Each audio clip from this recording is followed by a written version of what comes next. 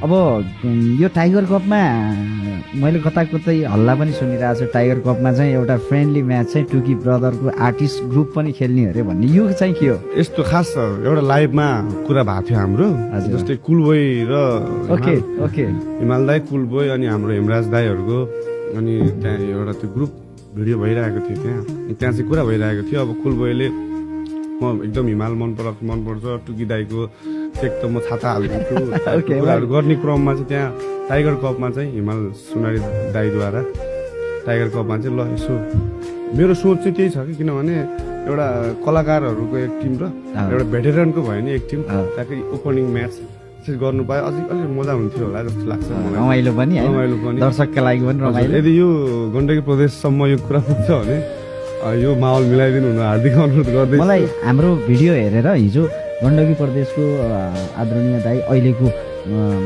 जुन टाइगर कपको संयोजक राजकुमार गुरुङ दाईले मलाई मेसेज गर्नुभएको थियो कि हजुर भाइ अपडेट राम्रो गराइदिनु भएको रहेछ गण्डकी प्रदेशको, होइन?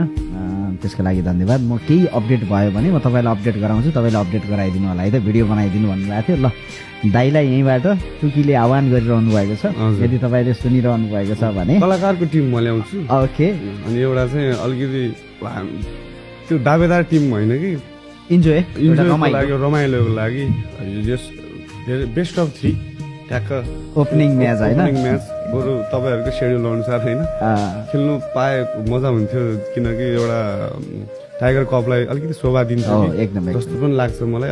के लाग्छ तपाईँहरूलाई? जेस अब यो आह्वान गर्न चाहन्छु, अनुरोध गर्न चाहन्छु।